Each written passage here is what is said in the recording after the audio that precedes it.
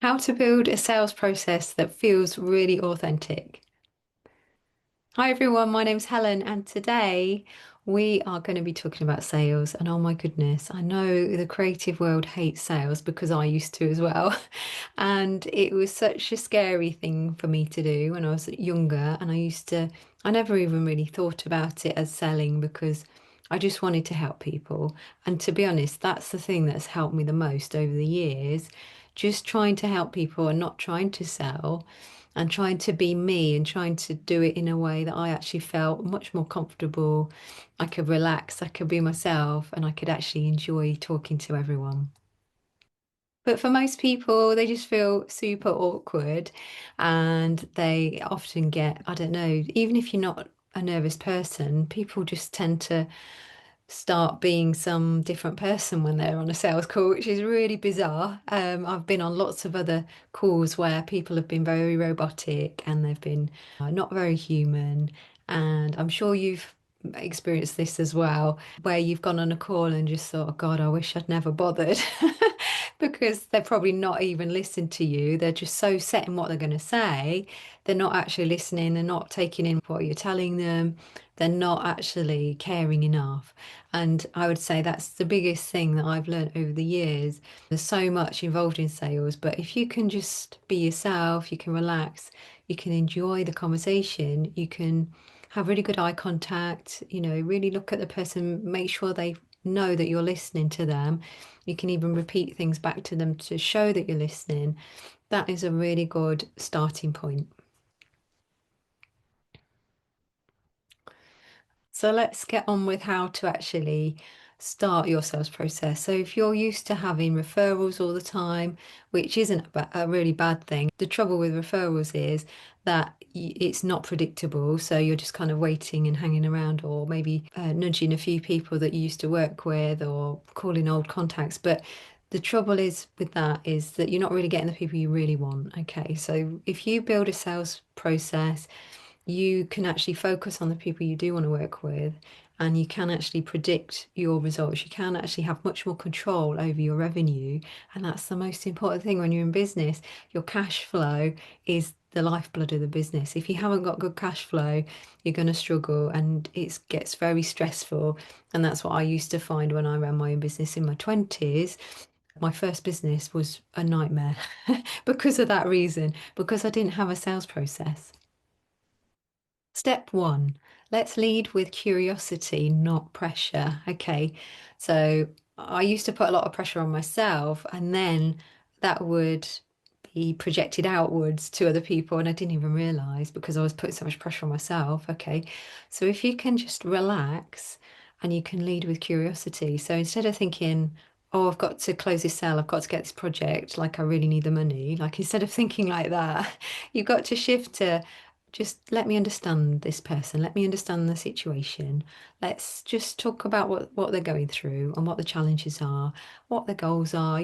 Just get to know them and really understand what it's like for them and how that makes them feel and what's really going on in their world, and show that you really care and you really want to understand. And when you get a much deeper understanding of the situation, it's so much easier because people will realize that you do care, they are listening, and you are trying to understand where they're going wrong so that you can guide them and help them. Step two, you have to frame what you're offering to this person as a bridge. Okay, you may have heard this from lots of different people. People like Russell Brunson, he talks about bridging the gap. There's loads of other people who talk about it as well, but it's about bridging the gap between where these people are now and where they need to go. Okay, so authentic sales is all about it's all about just understanding the scenario and the situation and where they want to get to. So, what's the ideal situation as well? Where do they want to get to? Where are they now? Where are they starting from? And then you have to think about all the things that they're going to have to face along that journey to get to their goal. But so many people find this hard because a lot of the things that creative people do is complicated and it is very detailed, and often we use language that people don't understand, and it's important just to keep things very, very simple. The more simple that you can keep things, explain things in a very, very simple, almost childlike way, because people will understand then, and if they understand and they get it, they will see it as the obvious answer. Okay, so you want it to be a total no-brainer to this person. So you need to explain, okay, step one, this is what we need to do first so that you can do this. Okay, so it's like explaining what it is and why they need it is so important. And this most simple way you explain it means that they're going to understand it, they're going to get it and understand why they need that thing and why it's a really good idea for them to do that so they can get to the next stage of their business. Step three, you obviously need to handle objections on sales calls, and you don't have to think of them like sales calls, just, call them whatever you want to call them. But you do have to handle objections, and all objections really are the fact that somebody sees something in a different way to you. That's all it is, because where they are now is far, far away from where they really want to be. And that means because they're in a different situation to where they want to be, their thinking, their perspective is very different to somebody that's way more successful than at the moment. Okay. So I see this all the time. I've got a sales team as well. And I see this all the time where I've watched some calls and somebody's perspective is just trying to justify their situation right now, okay? And that's totally normal. And as a human being, you start to realize these things are totally natural, but you have to be very gentle. You have to have empathy for that person and their situation, because at the moment, they're facing things that they don't want to face anymore. And that's why they're talking to you to get some help, for you to do some work for them that's going to make a difference in their world. It's going to make things easier in some way.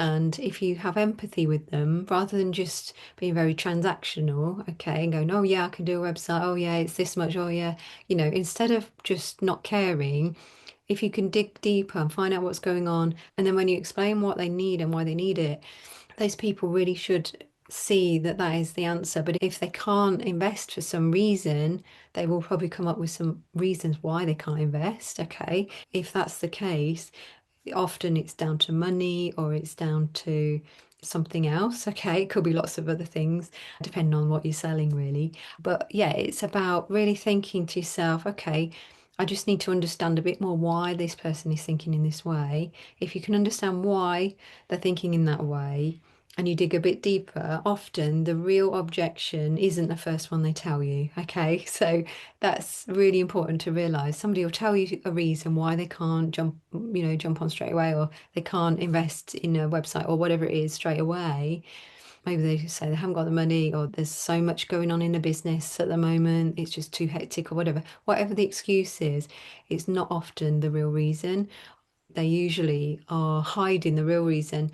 And if you don't empathize with them and ask them the right questions and really work out what the actual problem is, then you will lose that sale. Okay, so sales is a skill, but you can do it very naturally, very authentically. You don't have to be pushy. But I would say the biggest lesson I learned is just having real empathy, trying to work out why they're telling you certain things. So really understanding what's going on.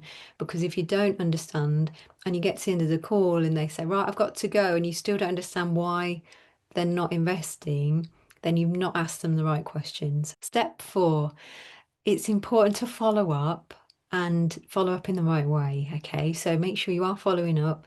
If they didn't hop on straight away for some reason and want to work with you straight away, and it was an objection that you thought, okay, there isn't a way around this, they just really can't dedicate some time to this yet, or they really can't invest yet for some reason, then following it up is so important. Okay, you should follow up regularly with people. If they were interested once, they will eventually become a client. They just obviously need a little bit more time for some reason. Okay, some people just haven't gone through enough struggle yet to get the help. Sometimes that's the case. Like, okay, they need to struggle a bit more before they actually hand over some money. Some people are like that. Some people just, obviously, the situation might be health issues or all kinds of things that are going on. You know, we all have hectic lives. Everyone's got so many things going on in their life. But the real successful people are the ones that don't let those things get in the way. Okay. So it's about helping people see that as well and finding a way forwards. But you must follow up with people. If you keep following up, they will eventually start working with you. And it's just important to do that in the right way. So obviously, follow up after a call, give them a couple of days and follow up just to say you enjoyed talking to them and maybe send them something helpful. Okay, that's always a good thing to do and just really polite as well.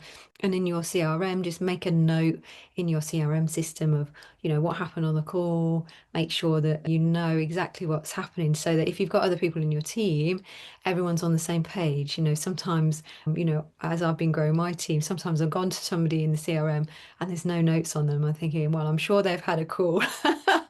And so, yeah, make sure that you've got the right systems in place. People know what they should be doing if you've got a team. Everyone should have a really good structure and know the process, know what to do after the call, and make sure that you are following up regularly with people that have had a call as well. If you want a sales process that does feel really good and you actually enjoy the whole process, you enjoy the conversations, or if you've got a team and you want to gain some more sales people in your team that are doing things in an authentic way, just drop me the word authentic in the comments and I will help you understand our process and help you understand what you really need depending on your situation. So I might ask you a few questions and find out how big your business is because obviously everything's going to be slightly different for a smaller company than a large company. But yeah, I'd love to chat to you and see if I can help. I hope you found that helpful. Sales is a really big subject. There's so many things to talk about in sales. But in the creative world, I do believe that doing it the authentic way really helps because not everyone is a born salesperson. I definitely wasn't. If you found this helpful, please pass it on to other creative people that are struggling with sales, or if they really hate sales, please send them this video because it will help them to understand that you don't have to do it the traditional way. Okay, you can enjoy the process, you can enjoy those calls and just enjoy getting to know people. So, again, hope you enjoyed it. Please like, comment, and subscribe and share with everyone that you know. Have an amazing week.